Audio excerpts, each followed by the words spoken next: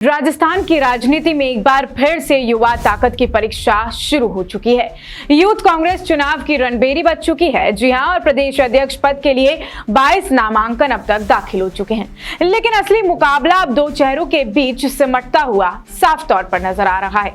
एक तरफ है अभिषेक चौधरी और दूसरी तरफ है अनिल चोपड़ा। एक तरफ पुराना हिसाब बराबर करने की कोशिश की जा रही है तो दूसरी तरफ जीत का सिलसिला बरकरार रखने की चुनौती।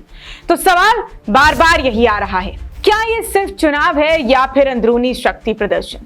राजस्थान यूथ कांग्रेस का ये चुनाव जितना संगठनात्मक है उतना ही सियासी समीकरणों का भी खेल बन चुका है। 22 उम्मीदवारों ने नामांकन जरूर भर दिया है, लेकिन राजनीतिक गलियारों में चर्चा सिर्फ दो नामों की है। एक है अभिषेक चौधरी और दूसरे हैं अनिल चोपड़ा। दिलचस्प बात तो यह है कि मुकाबला नया नहीं है। साल 2014 के यूनिवर्सिटी चुनाव में भी दोनों आमने सामने खड़े हुए थे।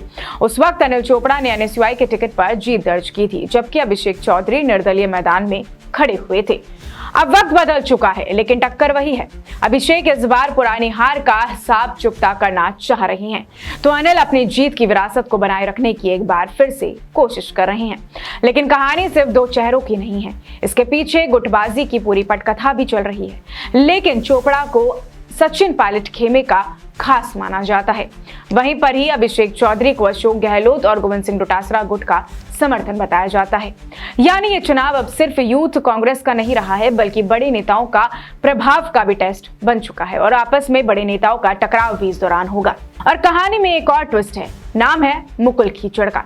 जी हां, सूत्रों की बात करें तो मुकुल कीचड़ भी इस चुनाव को लड़ना चाहते थे, लेकिन आखिरी वक्त पर उन्होंने नामांकन रोक दिया। अब बड़ा सवाल यह है कि क्या उनका समर्थन अनिल चोपड़ा को मिलेगा, क्योंकि बताया जा रहा है कि मुकुल को मुकेश भाकर का काफी बड़ा समर्थन हासिल हुआ था।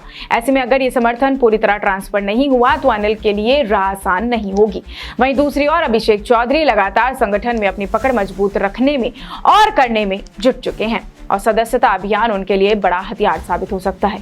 तो बात साफ है, ये मुकाबला सिर्फ वोटों का नहीं है, बल्कि राजनीति, गुटबाजी और पुरानी रंजिशों का भी मुकाबला करने का है। 15 अप्रैल के बाद सदस्यता अभियान शुरू होगा और उसी के साथ तय होगी यूथ कांग्रेस की नई दिशा। अब देखना यह है कि क्या अनुभव और पुरानी जीत फिर काम आएगी या फिर बदलाव की लहर नया चेहरा सामने लाएगी। राजस्थान की राजनीति का ये युवा रन आने वाले चुनावों में, आने वाले दिनों में भी दिलचस्प मोड़ ले सकता है। आपका क्या सोचना है, क्या विचार है, हमें कमेंट सेक्शन में बताना बिल्कुल मत भूलिएगा। मैं आपके साथ प्रिया बंसल और आप देख रहे हैं अपडेट इंडिया। नमस्कार।